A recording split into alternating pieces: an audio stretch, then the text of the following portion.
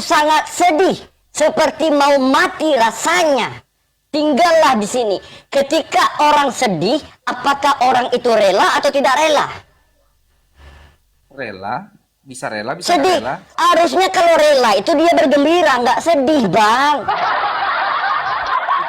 Nah, Ini kan, coba aku tanya, ketika orang rela melakukan pekerjaan sesuatu, menurutmu orang itu sedih atau bergembira? itu kalau orang, kalau Tuhan kan beda. Tuhanmu bukan orang. Beda lah sama Bukan. kita. Dia kan udah berbeda. Tuhan, Tuman. Tapi Tuhan 100% manusia, kemanusiaannya. Karena kau tadi bilang 100% manusia, dia mengambil manusia, sekarang beda lagi. Cuma memang beleng-beleng lah kau dari tadi kulihat. Ketika dia tidak rela, dia disalib, oh itu beda manusianya. Sementara aku menyatakan sama dia dengan kita. Kan kesimpulanmu dia tidak rela. Dari mana kau tahu dia nggak rela? Oke, Ibrani 5 aku nomor 7 tanya. bacain. Ibrani Nah, nomor 7 bacain. Ibrani 5 nomor 7 juga. Ya kan. Dalam keadaannya sebagai manusia, dia telah memohon dengan doa, dengan peluh kesah, dengan Dan ratapan tangis. Heeh. dan Sebagai- peluh dalam- kesah. dal- Karena dalam dia tahu keadaannya betul bahwa sebagai- Bapa dapat menyelamatkannya dari maut. Karena kesolehannya, Yesus anak soleh. Karena kesolehannya doanya telah didengarkan. Kalau doanya didengarkan, artinya dia diselamatkan. Tetapi ternyata dia tetap mati. Artinya Yesus mati, doanya dicuekin. Oh salah. Bukan Oke. begitu. Salah paham. Kenapa? Kenapa Darel? Kenapa? Kalau Yesus itu rela disalib, bukan dia aja yang manjat kayu salib ngikatnya sendiri. Kenapa harus ditangkap? Itu kan pemikiranmu. Bukan, ini kita menggunakan akal logika loh. Membaca apa yang tertulis. Ya, betul nggak kalian itu sesuai? Betul nggak kalian menggunakan akal kalian ketika kalian baca Bible? Betul. Ternyata betul apa kata Bang Rasid, kalian menghilangkan akal kalian. Orang nggak, ketika orang sedih itu tanda tak rela, kau bilang tanda rela, gimana ini? Contoh kayak gini, Tante Mika, kata Bang Rasid, ya kau harus pergi sekarang ke Medan. Aduh, aku sedih aku Bang. Aduh, itu tanda rela atau tidak? Kalau bagi manusia ya nggak rela lah. Asik. Yesus Nah, manusia sebagai Tuhan, tidak waktu itu. Yesus kan Tuhan.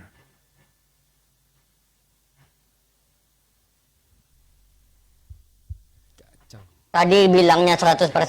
Tadi kau udah katakan ketika malaikat memberikan kekuatan kepadanya itu sebagai manusia. Sekarang ketika dia tidak rela, sedih sebagai Tuhan. Yang mana yang benar?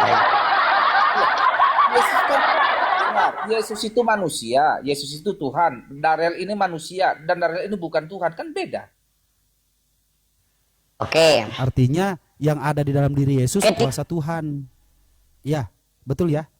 Yang ada dalam diri Yesus itu Bukan, kuasa dia- Tuhan, bukan Tuhan. Yesus itu Tuhan. Yang ada dalam diri Yesus itu adalah kuasa Tuhan, tetapi tulisan yang membuat bahwa Yesus itu Menurutmu? adalah Tuhan. Kenapa kuasa Tuhan? Di dalam Ah, aku ini ada kuasa coba Tuhan, gini, bukan dalam Yesus. coba gini. Apakah kekuatan teks mampu menentukan keilahian mampu menentukan keilahian suatu kuasa dari manusia atau dari Tuhan?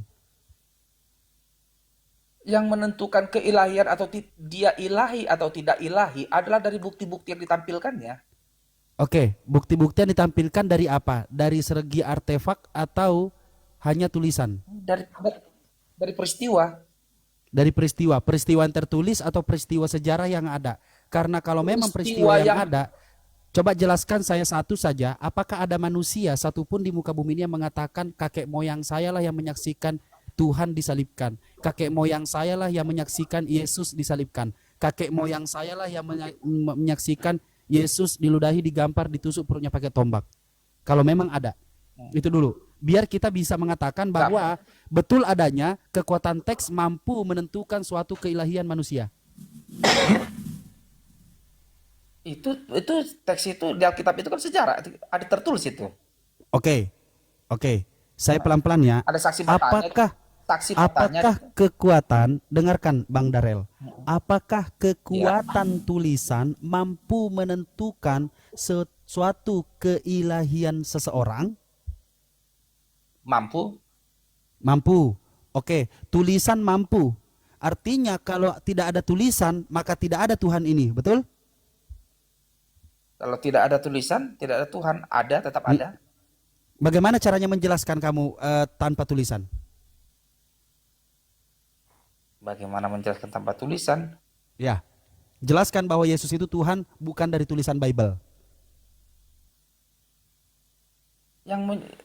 Peristiwa itu, kalau peristiwa itu terjadi kan dinyatakan saja. Peristiwa yang dinyatakan itulah yang jadi buktinya. Peristiwa yang dinyatakan, Anda mengatakan peristiwa yang dinyatakan, Anda saja sudah merujuk kepada tulisan. Psikologi masalnya adalah kenapa manusia mampu mengikuti setiap narasi-narasi dan tulisan-tulisan yang ada, tetapi tidak mau mencari tahu pembuktian keaslian betul atau tidak. Memang Anda sekarang ini mengikuti setiap tulisan-tulisan yang ada, tetapi tidak ada sama sekali keinginan untuk mencari bahwa apakah betul bahwa manusia ini adalah Tuhan. Karena Anda selalu merujuk kepada tulisan, kembali kepada tulisan, tetapi tidak ada bukti. Jadi bahkan bukti peninggalan artefak kalau nggak pun merujuk tidak pada ada. tulisan, kita merujuk pada apa? Kenapa? Kalau nggak merujuk pada tulisan, jadi kita merujuk pada apa? Oke. Tante Mika, kita bikin analogi seperti ini. Tante Mika menjadi seseorang yang kaya. Kekayaannya itu melebihi dari apapun. Dan dia menghidupkan satu negara, bahkan 2 negara, bahkan 3 negara, bahkan separuh di belahan bumi ini. Dipakai uangnya untuk menghidupkan semua orang. Ketika dituliskan bahwa Tante Mika menghidupkan setengah populasi bumi ini, tetapi tidak dituliskan. Kenapa bisa? Tidak dituliskan sejarahnya, dia mendapatkan uang, dia bisa menjadi orang kaya, bla bla bla bla, tidak dituliskan. Dia hanya mengatakan seperti itu, lalu dikatakan bahwa keilahianlah yang membuat dia seperti itu, dia adalah Tuhan. Apakah mungkin 100 tahun ke depan tidak ada yang percaya, tetapi lihat 1000-2000 tahun ke depan bisa jadi ada yang percaya dan memperdebatkan. Maka datanglah orang semacam kita. Anda percaya bahwa Tante Mika adalah Tuhan karena Anda percaya dengan tulisan bahwa Tante Mika menghidupkan separuh belahan bumi ini. Tetapi saya mencari tahu bahwa Tante Mika kenapa mampu seperti itu, karena saya mencari bukti-buktinya. Dengan apa? Dengan tulisan-tulisan. Betul tidak tulisan ini asli? Betul tidak tulisan ini ada runutannya? Betul tidak tulisan ini sudah tertulis semuanya? Tetapi tidak. Ternyata alasan dibalik itu, Tante Mika mampu melakukan itu karena dia orang kaya tajir melintir. Maka saya mengatakan Tante Mika adalah Tuhan, tetapi Anda tetap kekeh mengatakan dia adalah Tuhan karena Anda tidak mau mencari tahu. Maka psikologis masalnya adalah Anda melakukan, yaitu percaya dengan setiap tulisan-tulisan tetapi tidak mau mencari kebenarannya. Maka Anda kembali ke kekuatan teks, yaitu apa? Intinya, pokoknya Yesus Tuhan. Dengan cara apa? Dengan cara iman menabrak akal logika Anda untuk menutup pemikiran intinya Yesus Tuhan. Sekarang aku nggak ngerti maksudmu. Maksudmu aku tidak percaya pada Alkitab. Jadi aku percaya sama apa? Kenapa?